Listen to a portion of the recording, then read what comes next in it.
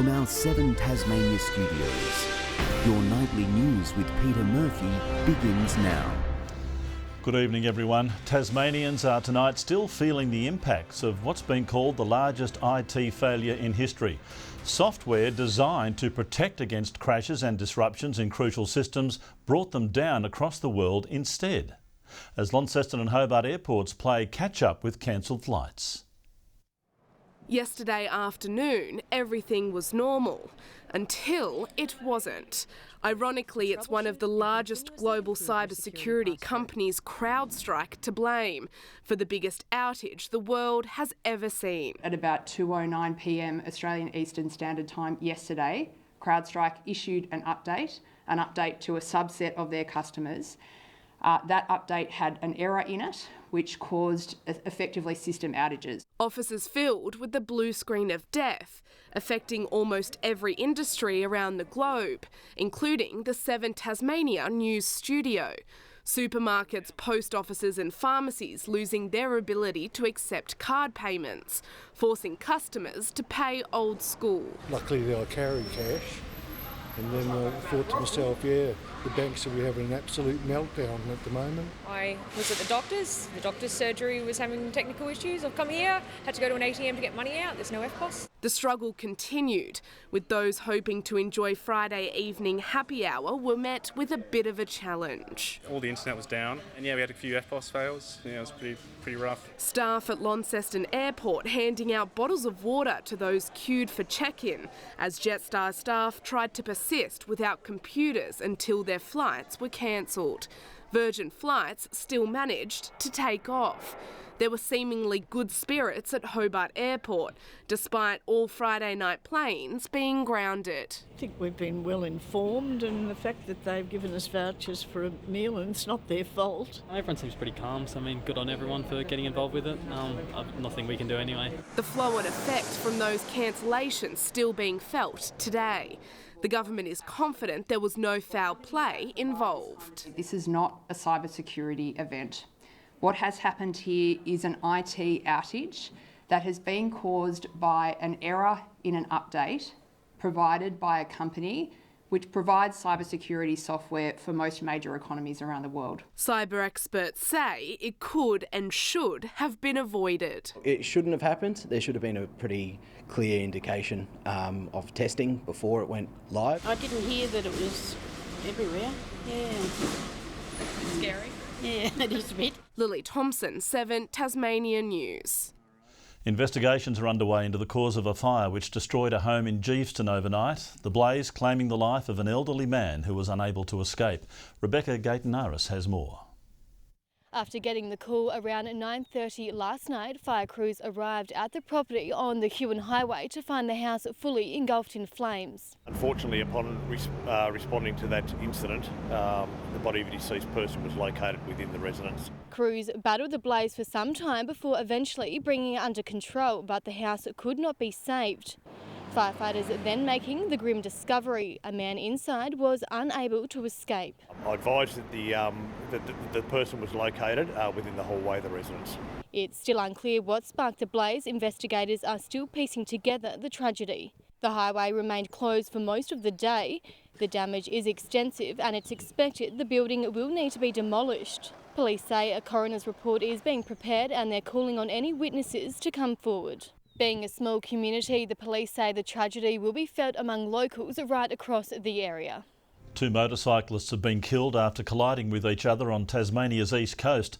The Hobart men, aged 23 and 30, were part of a group riding unregistered bikes along the unpaved Coach Road in Beaumaris when they crashed at around 8:30 this morning. We believe that one motorcycle had turned around and was returning back towards several other motorcycles, and he has struck one of the motorcycles that was coming the other way. The riders were wearing helmets. Nobody else was injured. To Finland now, where the newest Spirit of Tasmania is ready to hit the high seas and being floated for the first time. Tasmania's governor getting the honour, turning on the tap, flooding the dry dock where the vessel's being built.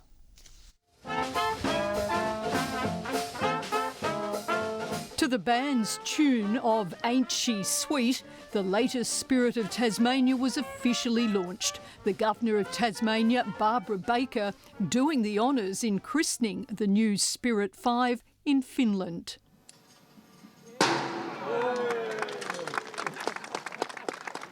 A bottle of Tasmanian sparkling wine smashing against the new ship. As the godmother of Spirit 5, the Governor couldn't be prouder.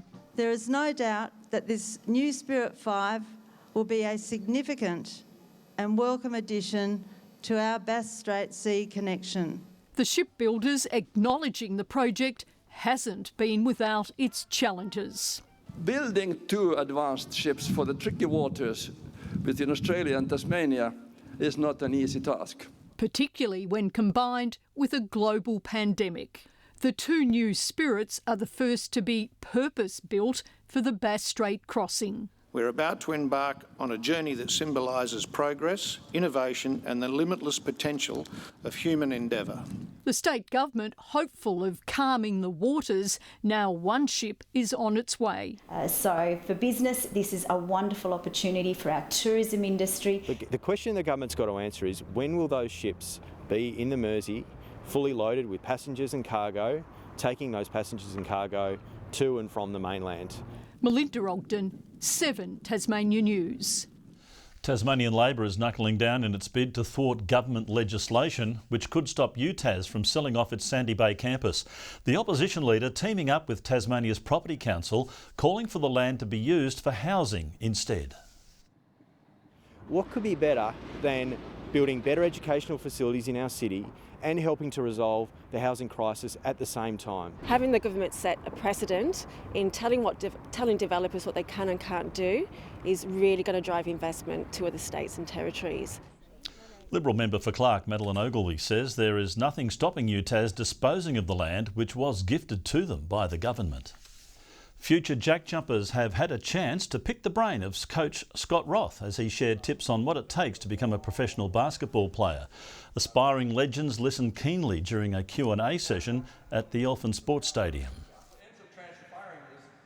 It's very inspiring because he's one of the all-time great coaches, and it's inspiring because he's coaching Tasmania, and I hope to be there one day.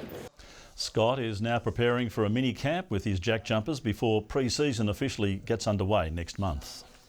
2 new bus shelters and a bike lane are being installed on a busy Hobart Street to make way. Existing bus stops and several parking spots on Davey Street between Sandy Bay Road and Linden Avenue will be removed. Most of the work will take place overnight. Motorists are being warned to expect delays and reduced speed limits. The project's expected to be completed by the middle of next month. A new community sustainability project in Launceston is cutting down on waste as experts help turn people's trash into treasure by returning broken items to working order. So we've had lamps, sandwich press, jewellery, lots of clothing, toys. I suppose in my life I've always enjoyed helping people fix things and there's no money involved, just for the pleasure of seeing them rewarded. It rewards me to see them getting pleasure from something repaired. It's great. The free monthly repair cafe is held on the 3rd Saturday of every month at Patterson Church's Pilgrim Hall. More than 20 volunteers are on hand to help mend broken items. The work of celebrated Lithuanian photographer and conservationist Olegas Truhanas is on display in a new exhibition which has just opened at the QV Mag Museum in Bresk. The late artist fell in love with Tasmania after fleeing war in his birth country mid-last century. It's a miracle that he came to Tasmania out of the war-torn Europe and immediately saw the magic of the Tasmanian wilderness. The beauty that he found here really inspired him, and once he realised what was here, he was very keen to share that because he was surprised to find many people who lived on this island really didn't understand what was here around them. For 20 years, Truhanas explored Tasmania's wild places. He died tragically in the Gordon River in 1972 after slipping on a rock and falling into the current, aged 48.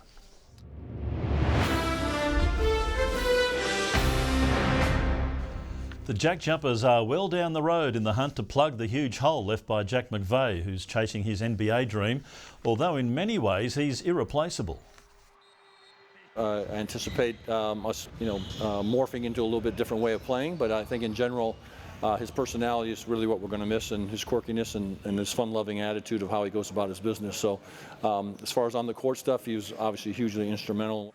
Pre-season training starts in just under a month. We're still waiting to see if Majok Dang will be locked in for the Olympics with South Sudan. The Tasmanian State League took a break this weekend as players fight to defend their home state against joint New South Wales ACT teams. The visitors have a narrow 2-point lead over the men at three-quarter time in that match, while the women's team suffered another disappointing defeat. At a sun-soaked UTAS stadium, it was the joint New South Wales ACT team drawing the first blood. Clean hands there, got it off to Foscarini, who opens the scoring for the visitors. And the goals kept coming, with the home team unable to find the sticks. While there were some positive snippets for the Tassie team, 3 consecutive goals in the second term from Canberra's Chantel Jones didn't help. Just getting a hand on it was reckoned, but it didn't matter. It was waiting over the back with Chantel Jones for another one. From there, the uphill battle continued, with the map only managing 10 points heading into the final term. Oh, Strength just got rid of 2. The visitors proving lethal, winning by 50 points. It was then the men's turn to show what they are made of in the second leg of the double header.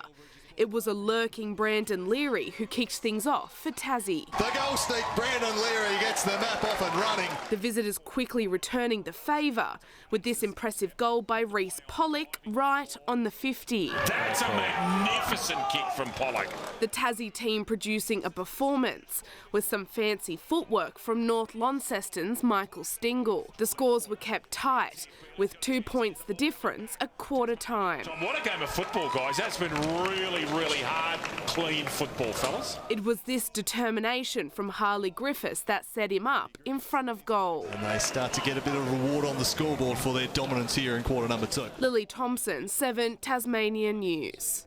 Launceston driver Lockie Dalton will run his first supercars race later tonight as a wildcard entry for Tickford, finishing just over 1.5 seconds off the leader in practice today.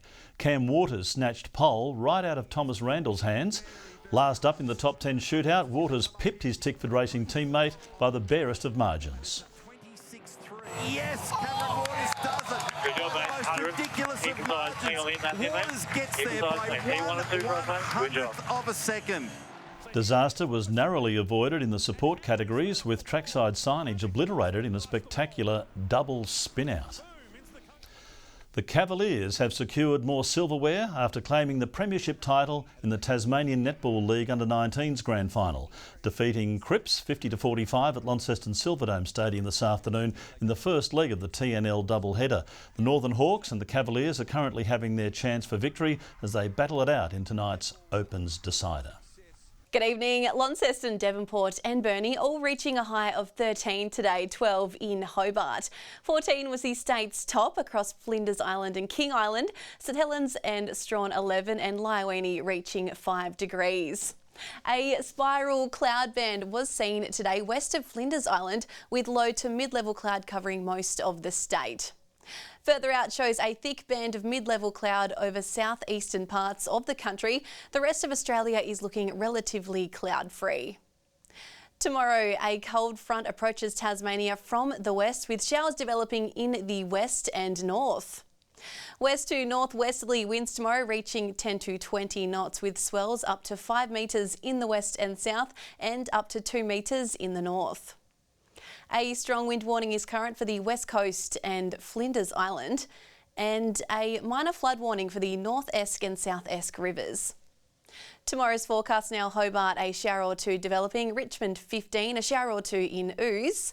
In the north, Launceston and Deloraine, showers increasing, Devonport 14. Burnie and Strawn tomorrow, showers and 13, windy with showers in Curry. St Helens and Swansea can expect a shower or two with showers increasing in Whitemark. Looking ahead to the 3-day forecast now, Monday showers more frequent about the west.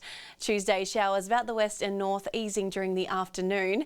And Wednesday fine apart from showers developing in the west during the afternoon.